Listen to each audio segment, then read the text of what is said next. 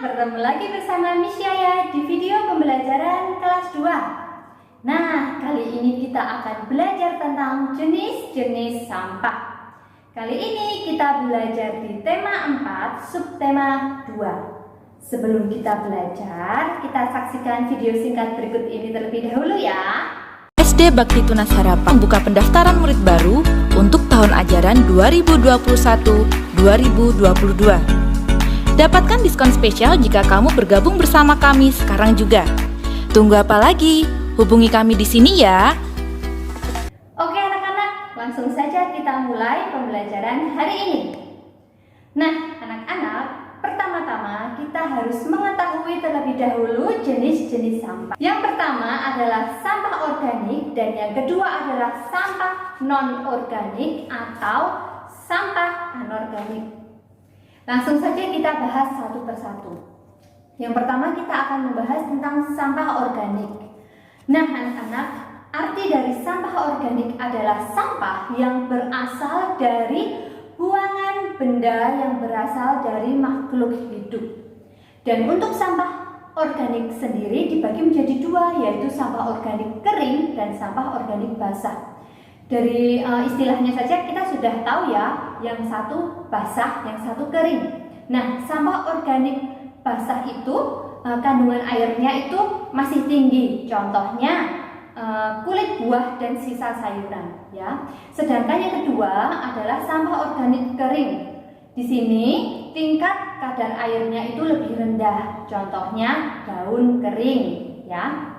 Nah, ciri-ciri dari sampah organik adalah yang pertama, dapat didaur ulang, kemudian jika diolah lagi dapat bermanfaat untuk makhluk hidup lain, contohnya pupuk, mudah terurai melalui proses pembusukan dan biasanya sisa dari makhluk hidup.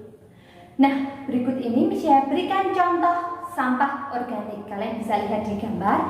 Yang pertama ada sisa-sisa makanan, ada daun, ada kulit buah, ada rumput, ada ranting, sisa teh atau kopi dan juga kotoran dari makhluk hidup. Nah, biasanya yang lebih sering ini kotoran makhluk hidup itu dipakai untuk pupuk ya.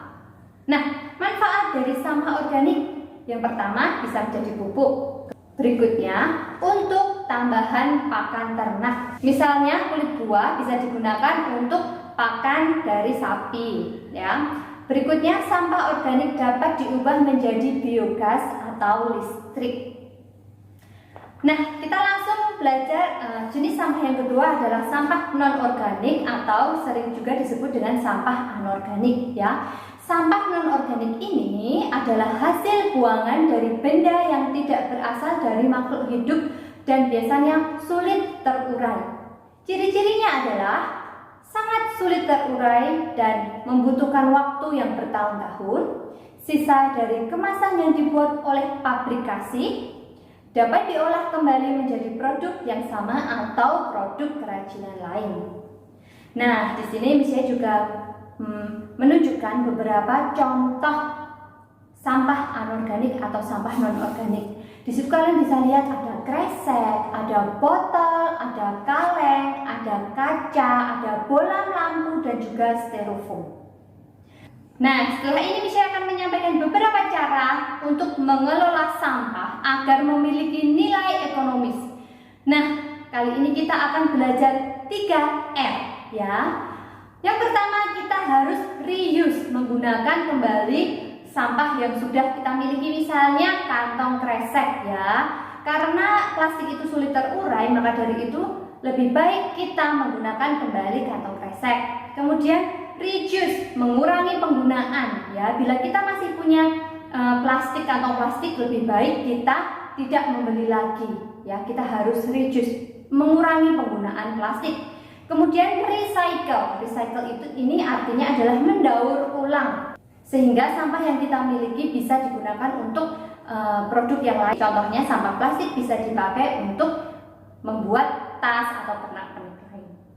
Nah, anak-anak, cukup sekian penjelasan Miss Yaya tentang jenis-jenis sampah, dan yuk kenali sampahmu dan buang sampah pada tempatnya. Thank you.